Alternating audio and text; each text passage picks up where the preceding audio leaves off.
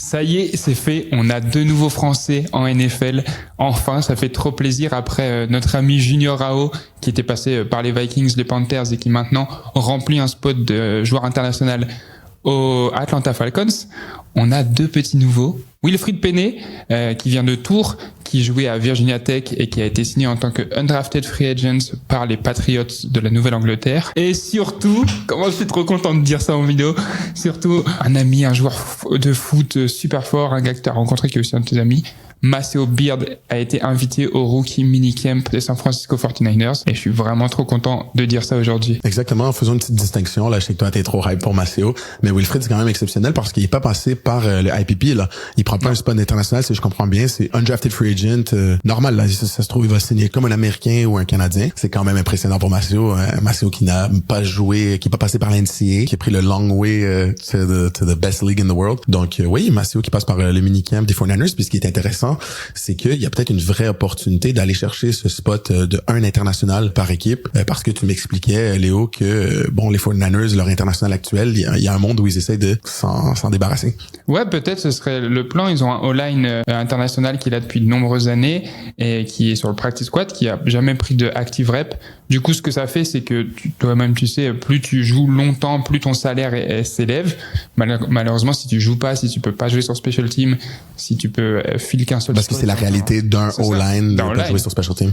Ouais. Exactement. Et peut-être que avoir un talent un peu plus jeune, qui peut jouer un peu partout en défense, qui peut jouer sur special team, ça peut les intéresser. Donc à voir. Il y a aussi une autre bonne nouvelle entre guillemets. Enfin, c'est pas une bonne nouvelle, c'est jamais une bonne nouvelle, mais une nouvelle opportunité. Il y a le safety starter Malik Mustafa des 49ers qui s'est rompu les ligaments croisés du genou. Je compatis, je connais bien. Et du coup, qui va louper toute la saison. C'est pas une équipe qui est très stack à DB et encore moins stack à safety. Donc ça peut être une autre opportunité. Une autre opportunité qui est un point intéressant aussi que toi t'avais relevé, c'est que s'il y a un moment pour être blanc et jouer safety en NFL, c'est peut-être maintenant. Ben non.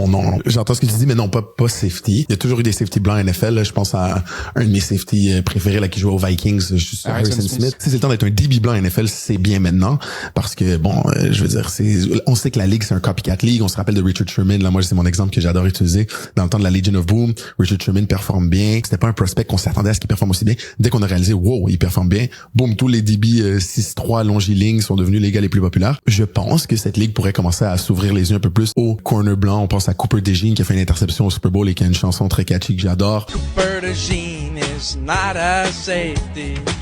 He's just a corner who'll lock down your number one. Riley Moss aux Broncos, qui est mon équipe parfois, mais des fois pas mon équipe, dépendamment de comment ils font.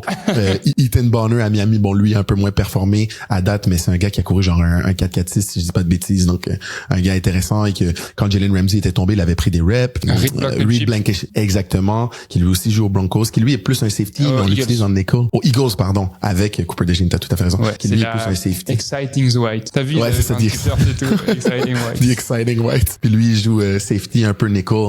Donc, c'est intéressant. Je pense que ça donne un peu plus de leeway, si vous me permettez l'expression en anglais, pour Maceo, puis pour une équipe de projeter une opportunité pour Maceo, parce qu'on sait que c'est pas la ligue qui aime prendre le plus de risques. Par contre, comme tu dis que le safety des 49ers est tombé, je pense que ça donne une crédibilité encore plus à Maceo, parce que avec malheureusement les 40-yard time qu'il a couru lors de ses combines avec le IPP, je pense que ça enlève pour l'instant, malgré que nous, on sait à quel point il est compétent sur le terrain, l'opportunité directe de jouer corner. Oui.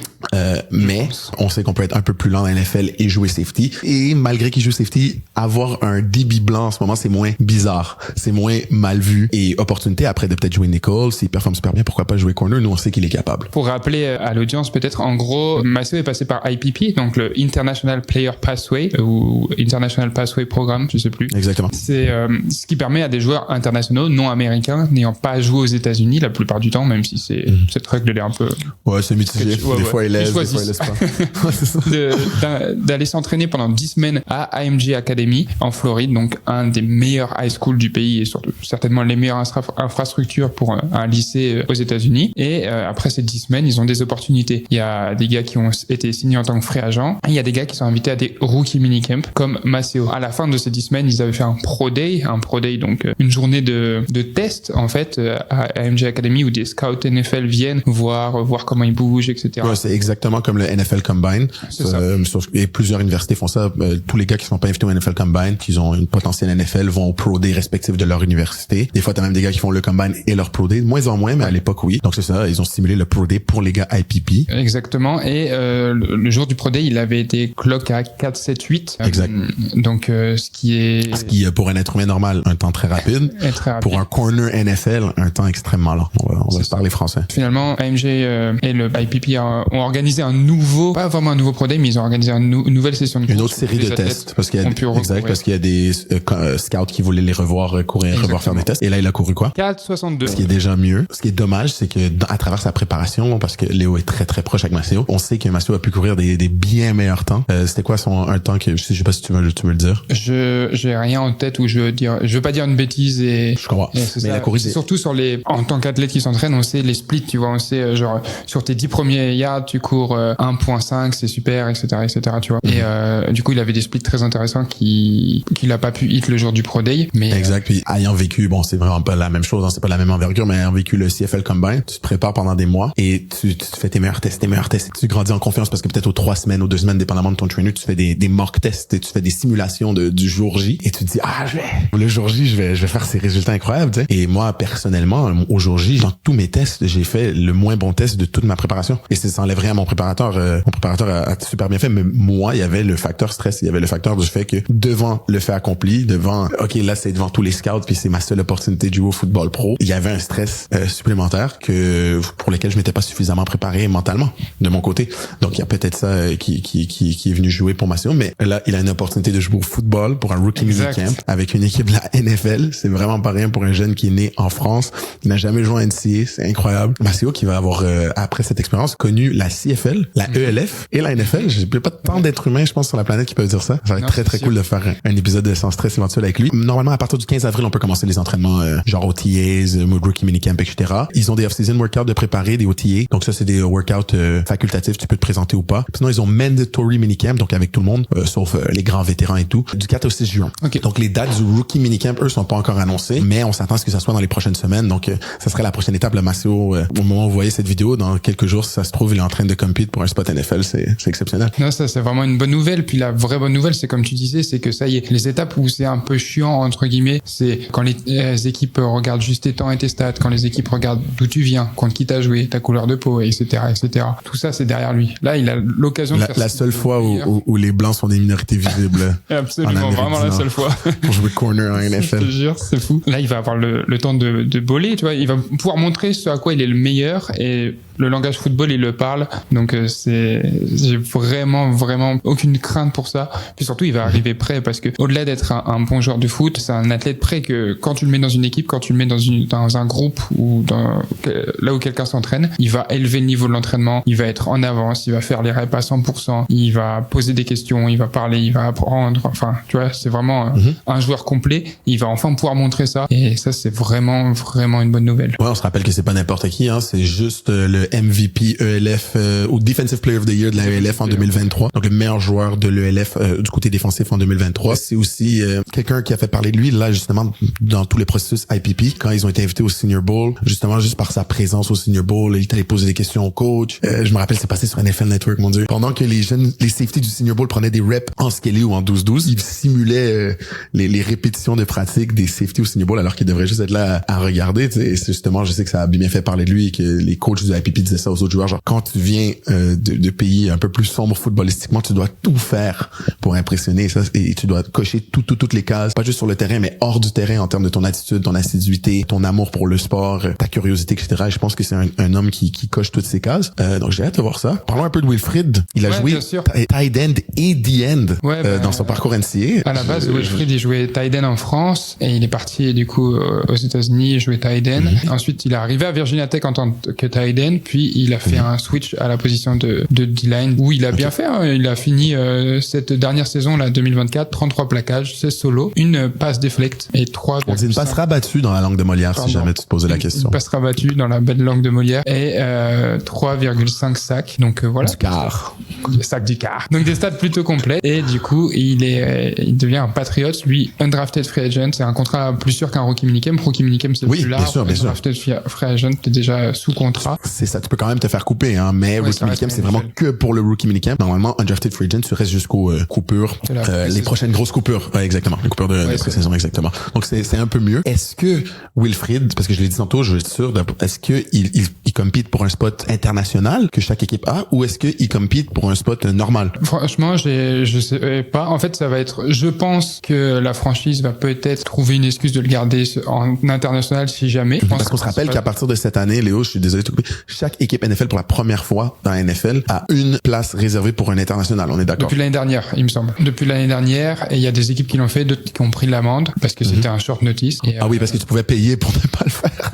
il me semble. Hein, ouais. Alors qu'avant, Ok. t'avais que une conférence choisie Exactement. chaque année qui Ouais. avait des spots pour les joueurs internationaux. Et du coup, les Patriots, ils n'ont pas de joueurs internationaux sur leur roster.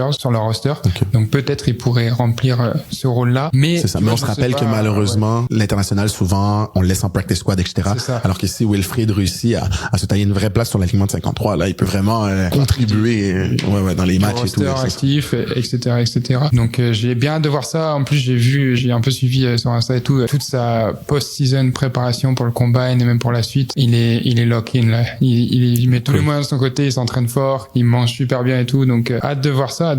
Puis peut-être aller à Boston, aller en Nouvelle-Angleterre pour Qui sait? lui rendre visite, ça serait cool. En plus, Qui sait? je sais pas si Oui. tu sais, mais le nouveau head coach des Patriots, c'est ton gars de fou, Mike Rabel, ancien head coach des Tennessee. Ah, Mike Vrabel. Oui, tu l'as Vrabel. super bien dit. Ouais, je sais. Ben oui, celui à qui j'ai posé une question quand on était au NFL London Games. Exact. C'était le coach des Titans à l'époque et qui a adoré répondre à ma question. C'était vraiment, clair, une très net bonne et précis. question. Si je comprends bien, Lou, en ce moment, il y a 3 Français présentement sur des rosters NFL à cette temps-ci de l'année, que ce soit rookie minicamp ou undrafted free agent. Est-ce qu'il y a déjà eu 3 Français en NFL à un moment dans la vie? Je crois pas. Je crois pas non plus. Du coup, C'est exceptionnel. vraiment de bonnes nouvelles. Et un truc qu'on a oublié de dire, c'est que Maceo, dans ce rookie minicamp, normalement, il devrait être face à Curtis Rourke, qui lui est un Canadien qui vient tout juste d'être drafté par les 49ers et qui Exact. devrait être au rookie minicamp parce que c'est un rookie, je présume, qui est le frère de Nathan Rourke, qui lui est le starting quarterback des BC Lions. Donc, le monde football est partout. En parlant de Canadiens, vite fait, parce que là, bon, les Français, vous êtes en train d'un peu de flex sur moi, ça me dérange. On a aussi quelques Canadiens là qui ont signé des contrats rookie minicamp, notamment Taylor Elgrisma, le QB de Laurier, qui est juste l'homme qui a arrêté ma carrière universitaire en demi-finale canadienne en novembre dernier, quand je pensais aller à la Coupe Vanier, qui est le National Championship canadien. Ben non, il nous a éliminés, moi et mon équipe. Donc merci à lui, c'est pour ça qu'aujourd'hui je joue en Suisse.